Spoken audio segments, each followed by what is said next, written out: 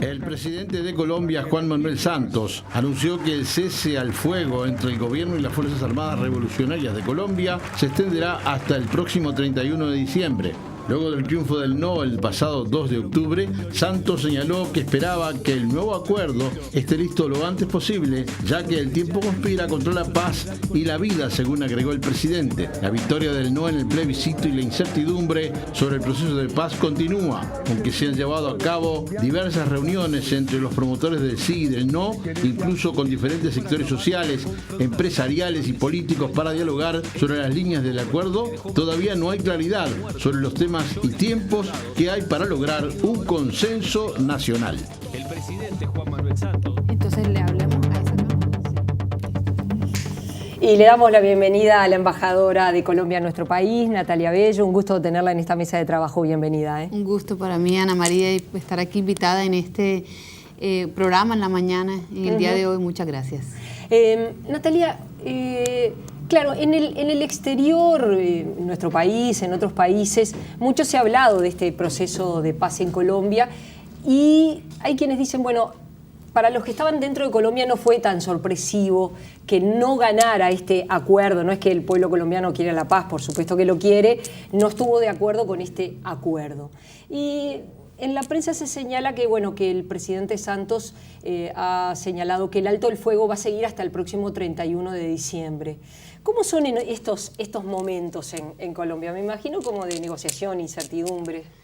Si no te creas, sí fue un poco sorpresivo. Realmente sí estábamos contando con que el sí iba a ganar en el plebiscito del 2 de octubre y allí realmente hubo una gran incertidumbre a partir de ese día en la cual nos encontramos aún todavía.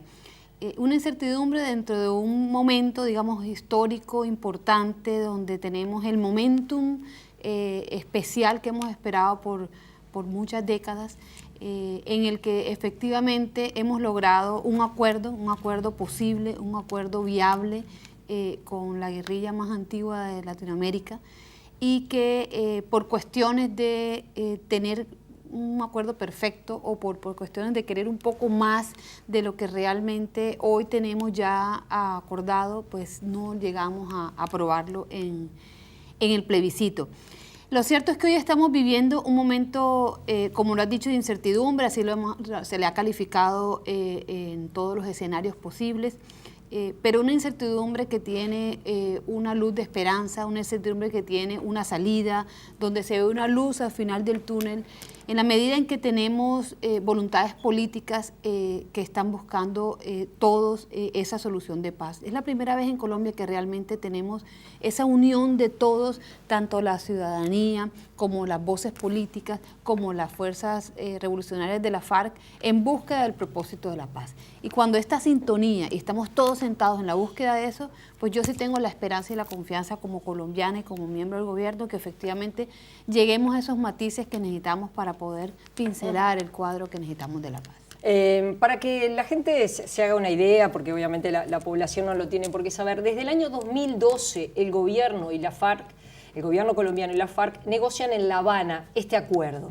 Obviamente que cuando uno piensa, y hasta por sentido común, aunque uno no está informado, siempre que uno llega a un acuerdo tiene que ceder posiciones. Y ahí, en ese ceder posiciones, estaba el tema de la justicia. ¿Qué va a pasar con todos aquellos que, bueno, que participaron de la guerra, de los crímenes? Y eso quizás fue el elemento más complicado, el tema de el juicio y el castigo para quienes participaron. Sí, ciertamente, el tema de la Jurisdicción Especial de Paz, el tema del ajusticiamiento dentro de los acuerdos de La Habana, fue uno de los puntos que más, más inquietud generó alrededor de quienes manifestaron el no y que pudieron transmitirlo a la comunidad colombiana que así lo vio.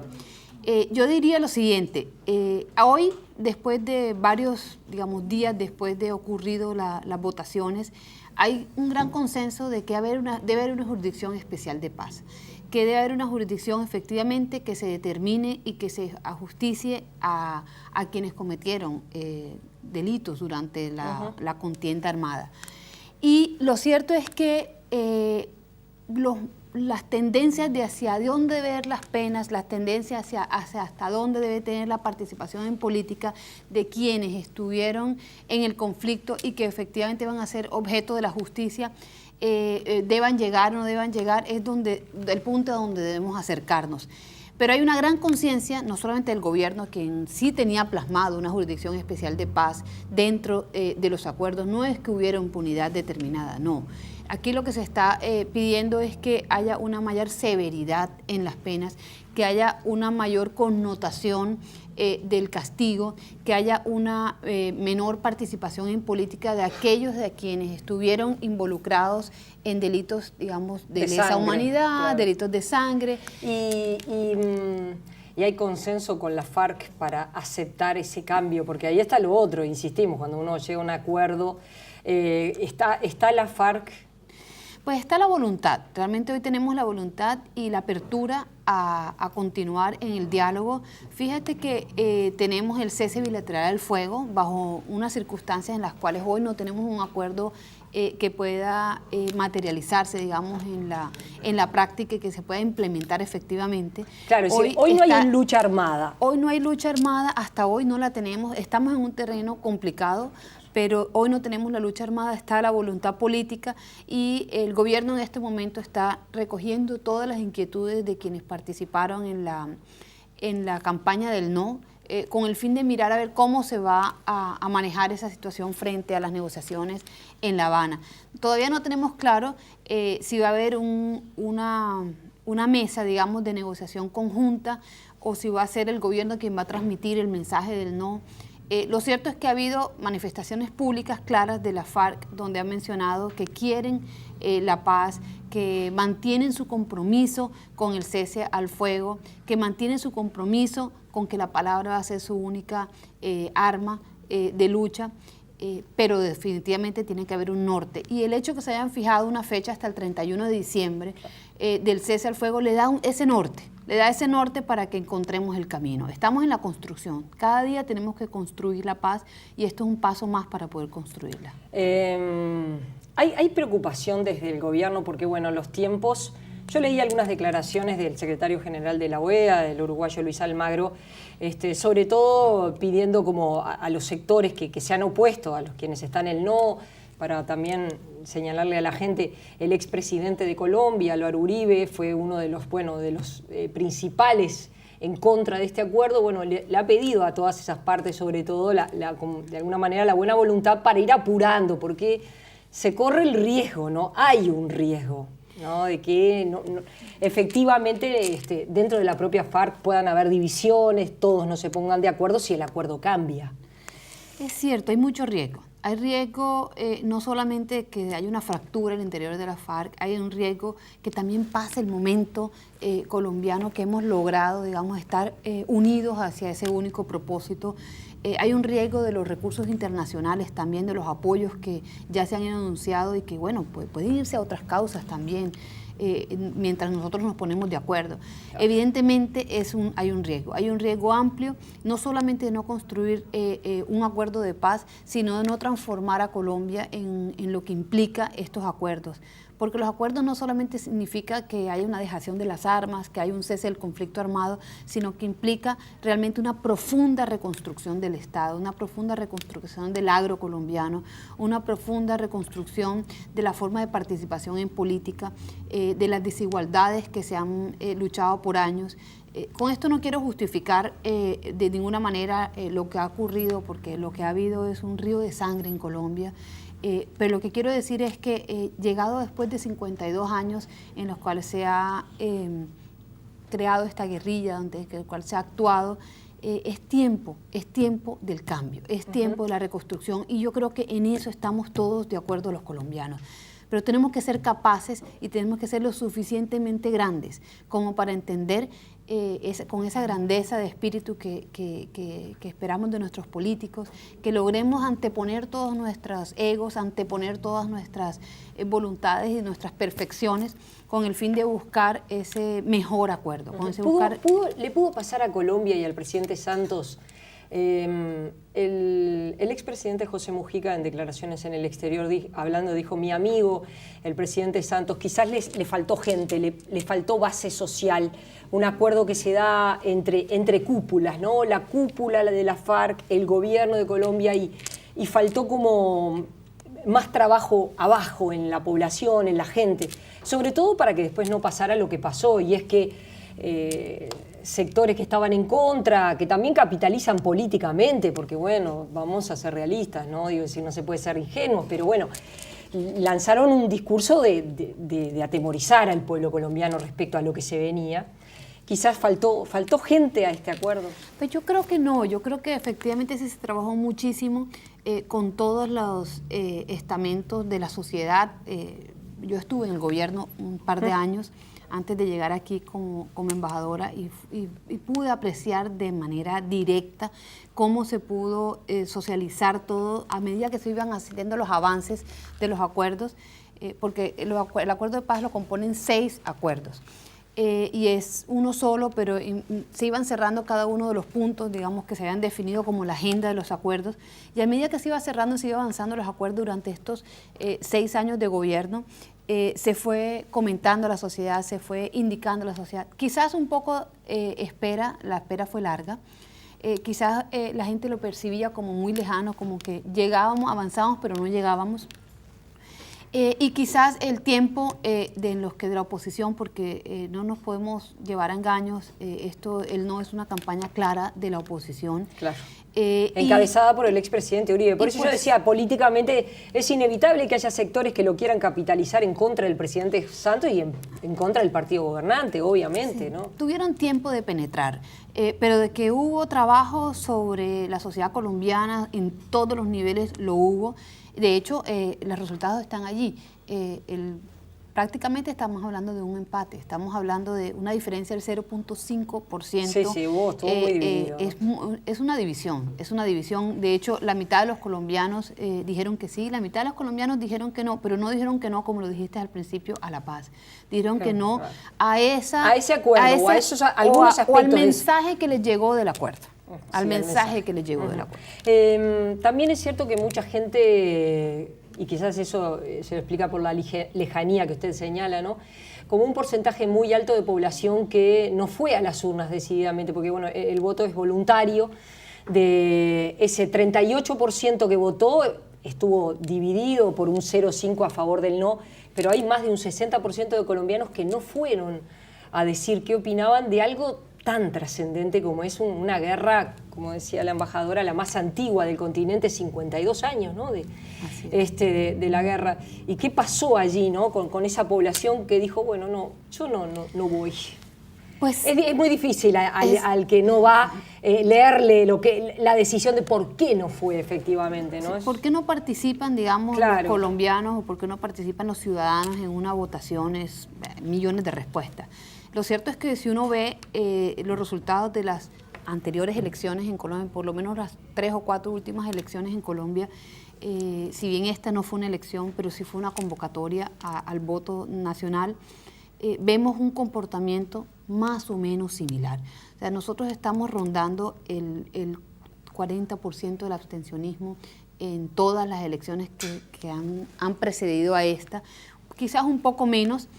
Tal vez aquí hay un incidente adicional que tuvo que ver con el tema climático, especialmente en la costa. Podemos hablar de que estarían entre 800 y 1 millón de votos que se perdieron por causa del huracán Matthew, que pasó por precisamente el sábado y el domingo estuvo sobre la costa norte, y vimos claramente como sitios en La Guajira tuvo un abstencionismo del casi 90%, en la región del Atlántico el 70%, que no es normal.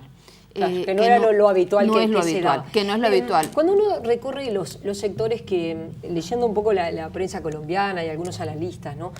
Como los sectores más conservadores estuvieron por el no. Cuando digo los más conservadores estoy hablando del expresidente Álvaro Uribe, pero también estoy hablando de la iglesia evangélica.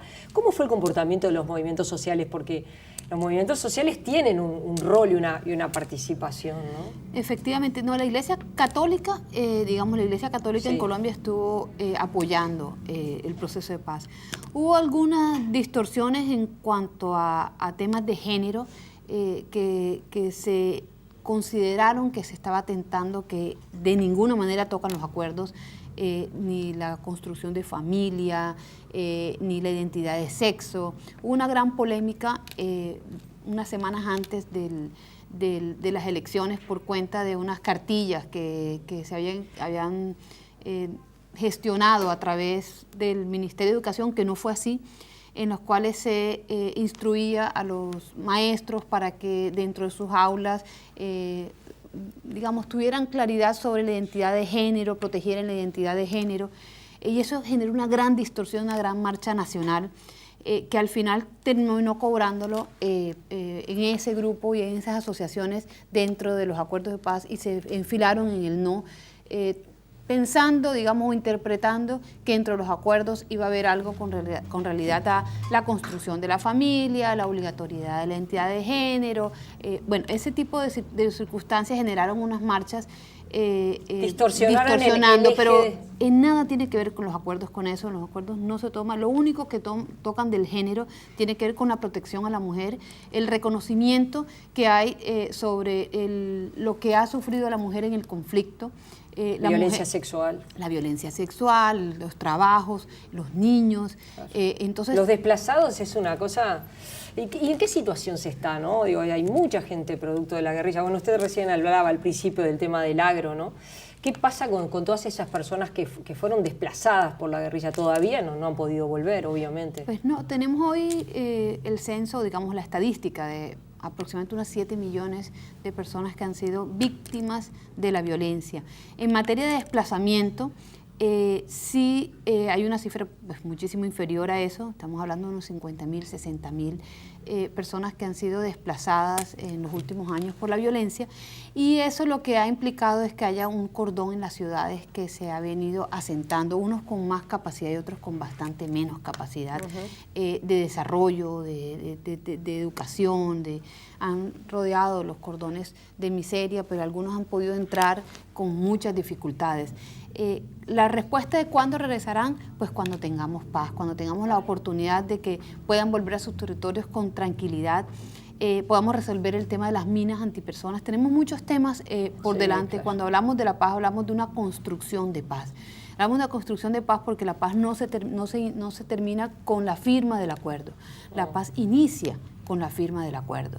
Inicia la construcción de paz, y de entre ellos resolver, por supuesto, las víctimas, que es el tema central de los acuerdos, dentro de las víctimas, los desplazados, los desminados en Colombia, el narcotráfico, la propiedad y el desarrollo del agro. Claro. La participación en política. Estamos hablando de muchos temas que, esto, en fin, de alguna manera, cuando se firme, recién empieza, por decirlo de alguna manera. Le cambio de tema para contarle a la teleaudiencia que mañana, a las 7 de la tarde, mañana martes 18, a las 7 de la tarde, en la Sala Citarrosa, se va a estar presentando un documental muy interesante que se llama Colombia, Magia Salvaje, bueno, tratando de acercar a los pueblos, ¿no? Este documental, por lo que ustedes me cuentan, voy a hacer, a ver si puedo ir a verlo, que me interesaría mucho, ¿no? Habla de toda Colombia. Sí, la verdad es que es una película muy hermosa. Es una película producida por el Grupo Éxito en Colombia, que aquí tiene inversiones en disco, en Jan. Sí. Y que pues nos han dado pues la facultad al gobierno colombiano de poderla mostrar en el mundo entero. En Colombia ya lo hicimos y ahora la estamos mostrando en el mundo entero. Tiene unas connotaciones muy especiales, y es una película que te busca la enseñanza de lo que es la biodiversidad en Colombia. Colombia es un país rico en naturaleza, rico en biodiversidad, es un país que es bañado por 2 océanos, y tenemos unos páramos como ninguno en el mundo. Tenemos una riqueza de agua, tenemos una riqueza de fauna, y eso es lo que muestra el documental. Lo que muestra es esa Colombia desconocida, esa Colombia incluso desconocida para los propios colombianos. Sí, sin duda, además porque Históricamente la información ha sido bastante mezquina, egoísta, con Colombia siempre mostrando un aspecto, la guerra, la FARC, el narcotráfico, ¿no? Ha sufrido bastante con eso. Creo que igual ha ido cambiando mucho esa imagen. Sí, creo cierto. que ha ido cambiando mucho y creo que la gente está viendo como la verdadera Colombia o todas las cosas que pasan, además de, bueno, de algunas de estas circunstancias que no son menores, ¿no, embajadora? Me imagino. Sí, así es. La invitación es que es mañana. Es gratuita la a entrada. las 7 de la noche en la Sala Citarrosa. Es completamente gratis. Es un regalo para todos los uruguayos, para todas las personas que estén aquí en Uruguay, para los colombianos también, Claro. Demostrar esa Colombia. Han venido muchos colombianos a vivir a Uruguay, ¿no? Sí, tenemos aproximadamente unos 1.700 personas que tenemos censadas aquí presentes en el Uruguay. Es una población itinerante que va y viene. Embajadora, antes de la despedida, los temas comerciales, en un momento de desaceleración del mundo, según todos los indicadores, ¿cómo le está yendo a Colombia en la zona del Pacífico, en los tratados de libre comercio con Estados Unidos? Y se lo pregunto porque, bueno, no es ajena a usted que el Mercosur atraviesa por un momento muy difícil, que Uruguay, que es el más chico de todos los socios, sale a buscar acuerdos al mundo, sale a buscar nuevas oportunidades, ¿no? ¿Cómo está desde Colombia viendo cómo les funciona a ustedes el Tratado de Libre Comercio con Estados Unidos, los acuerdos transpacíficos?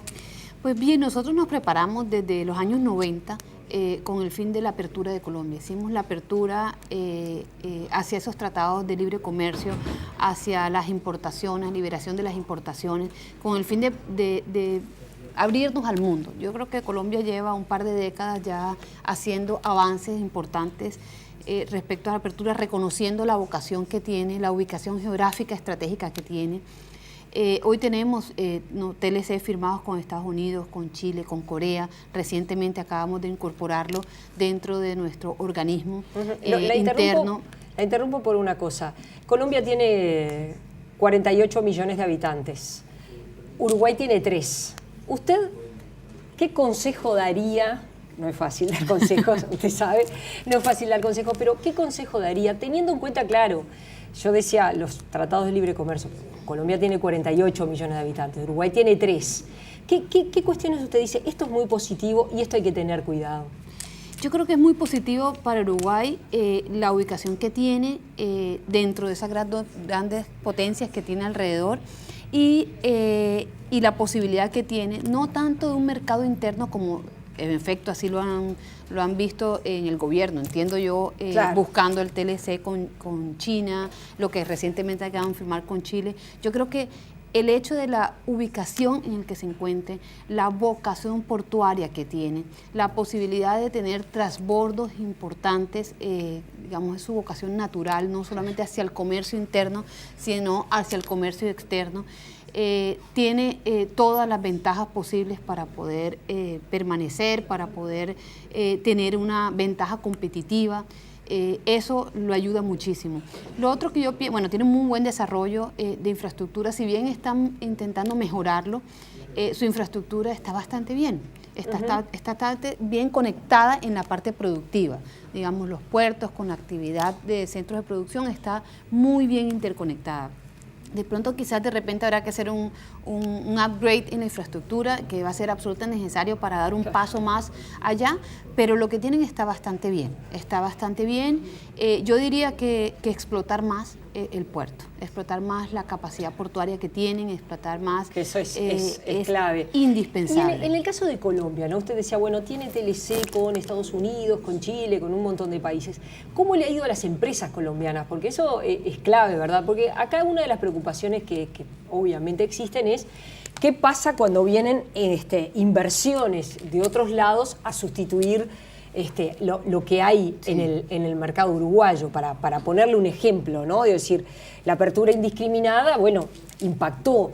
En el caso del Uruguay, en la década de los 90, la apertura indiscriminada terminó con muchas industrias. Entonces, bueno, en el caso de Colombia, ¿cómo le ha ido a las empresas colombianas? Pues aún tenemos algunos sectores protegidos, pero realmente nos hemos preparado para la internacionalización de las empresas, de las compañías.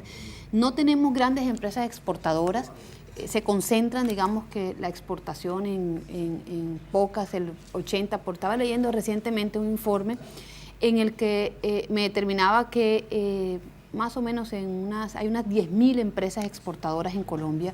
De esas 10.000 empresas exportadoras en Colombia, podemos estar hablando que la concentración de las exportaciones está en 20, 30 empresas, el 80% está en 20, 30 empresas, y hay una gran cantidad de empresas que tienen esa actividad, pero que subsisten con el mercado interno. Estamos trabajando con la exportación, pero a nivel de importación de productos, yo creo que nos hemos preparado. Hay una gran competencia interna.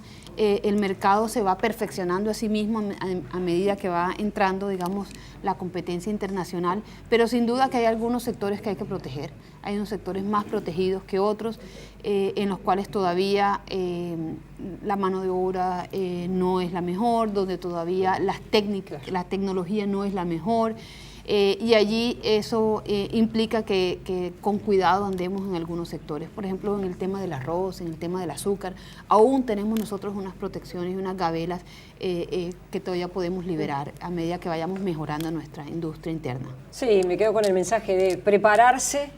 Evidentemente hay sectores que habrá que proteger y prepararse para a la vez abrirlos en el futuro, ¿no? Eso podría ser un resumen. Así es, así es. Embajadora, un gusto conocerla, gracias por haber venido a esta mesa de trabajo, no faltará oportunidad de volver a conversar y bueno, mañana a las 19 horas se presenta este documental Colombia, Magia Salvaje, con entrada gratuita en la Sala Citarrosa. Gracias por haber estado. Muchas gracias a ti y a todos los oyentes.